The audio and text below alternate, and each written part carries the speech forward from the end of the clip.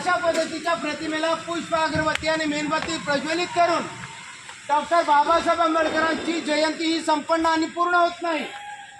मी आपल्याला थोडक्यात सांगतो की नागपूरमध्ये माम देशमुख इतिहासाचे फार मोठे संशोधक आहेत आणि त्यांनी सांगितलं की मध्य प्रदेशमध्ये डॉक्टर बाबासाहेब आंबेडकरांची जयंती का साजरी करावी आणि बाबासाहेब आंबेडकरांच्या या जन्माची हकीकत त्यांनी सांगितली। महू या गावी डॉक्टर बाबासाहेब आंबेडकरांचा जन्म झाला आणि त्यांनी त्या महूचं एक स्पेलिंग सांगितलं MHW। त्या MHWचा अर्थ होता महू आणि या महूचा या माम देशमुखनी मराठीमध्ये भाषांतर आणि त्याचा भावार्थ आपल्याला सांगितला। मी थोडक्यात सांगतो आणि आपण पुढच्या या वंदनेला सुरुवात करणार आहोत। ते म्हणाले MHW military headquarters of Orius असा त्या महूचा लॉंग अर्थ होतो आणि त्या मराठीत त्यांनी सांगितलं की सैन्य दलामध्ये लढणाऱ्या लोकांच्या छावणीत ज्या व्यक्तीचा जन्म झाला ते आहे डॉक्टर बाबासाहेब आंबेडकर। बाबासाहेबांचा जन्म कुठे झाला? मिलिटरीच्या छावणीत जन्म झाला बाबासाहेबांचा। ज्या सैनिकाला लढण्याचं कार्य सोपवलेलं असतं, जे सैनिक समाजासाठी आणि राष्ट्रासाठी संघर्ष करतो, अशा या लढवय्या सैनिकांच्या छावणीमध्ये डॉक्टर बाबासाहेब आंबेडकरांचा काय झालेला आहे? जन्म झालेला आहे। बाबासाहेबांचे वडील कोण होते? रामजी पिता मिलिटरीचे सुभेदार होते। बाबासाहेबांचे आजोबा मानवजी सकपाळ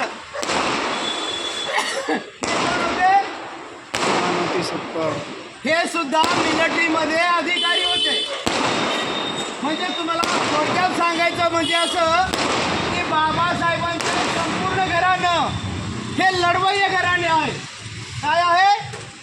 हे लढवय्ये घराणे आहे आणि या लढवय्ये घराण्यातील या शूरवीराचे आपण कोण आहोत? आपण त्यांचे वंशज आहोत मित्र हो।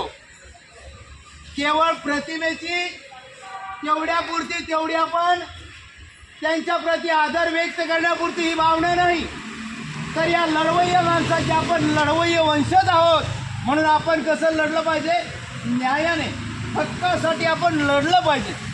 आणि हक्काच्या आणि न्यायाची लढाई जोपर्यंत आपण जिंकणार नाही तोपर्यंत बाबासाहेबांच्या विचारातून त्यांनी जो विचार मांडला तो पूर्ण होणार नाही। मग तो विचार पूर्ण कोण करेल? आपण तो बाबासाहेबांचा विचार पूर्ण करणारी आपण त्यांची माणसं आहोत, त्यांची वंशज आहोत। म्हणून मी आजच्या या जयंतीच्या माध्यमातून बाबासाहेबांच्या जीवनावरती सांगण्यासाठी भरपूर आहे, पण थोडक्यात महत्त्वाचा विषय या लढवय्या व्यक्तीच्या संपूर्ण लढवय्ये जन्मापासूनची थोडक्यात हकीकत मी आपल्यासमोर मांडण्याचा प्रयत्न केलेला आहे। आणि मला खात्री आहे की आपण सर्व डॉक्टर बाबासाहेबांच्या या लढवय्ये जीवनाची खऱ्या अर्थाने या सैनिकाची एक गुणगाठ आपल्या हृदयामध्ये बाळगून बाबासाहेबांच्या कार्याला आपण सर्वानुमती एकत्रित येऊन तो कार्य पूर्ण करण्यासाठी कटिबद्ध राहाल अशीच आजच्या या डॉक्टर बाबासाहेब आंबेडकर यांच्या 133व्या जयंतीच्या माध्यमातून आपण प्रतिज्ञाबद्ध व्हाल अशी मी आशा बाळगतो आणि आपल्याला सूचना करतो की वेळ झालेला आहे। इतरांचे फटाके वाजत आहेत, आपल्याला वाटतं की आपण वाजवत नाही, पण महत्त्वाचं असं आहे की महापुरुषांचे विचारच जर आपल्याला माहिती नसेल तर जयंती करण्यात काही अर्थ नाही। वेळेला महत्त्व नाही। 12च्या घड्याळीला केक कापावा, फटाके फोडत असा जर नियम जर आपण पाळला तर इतर धर्मांच्या नियमात आणि आपल्या नियमात काही फरक पडणार नाही। म्हणून आपण बुद्धांचे अनुयायी असल्यामुळे आपण बुद्धांच्या विचारावर चालणारी माणसं आहोत। आपण नियमाला धरून जर चाललो तर एक प्रकारे काय होईल? आपण कुठेतरी एका वेगळ्याच विचारधारेला चालणारी माणसं आहोत आणि म्हणून कुठेतरी आपण त्याच पद्धतीने श्रद्धा बाळगणारे आहोत असा तो विषय होईल। आणि म्हणून मी आपल्याला आपला जास्त वेळ घेणार नाही। मी सर्वांना सूचना करेन की आपण आपण सामूहिकरित्या बुद्ध वंदनेला सुरुवात करणार आहोत। या नाही आता मेणबत्ती नाही, अगरबत्ती सर्वांना एक एक अगरबत्ती भेटेल, सर्वांनी लाव. बसा लाईनीत बसा.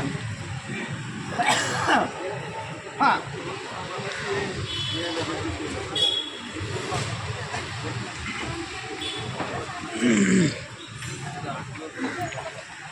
बुद्धं नमामि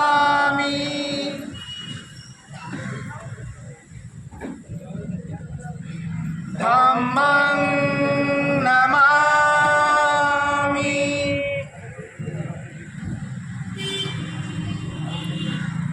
संघं नमामि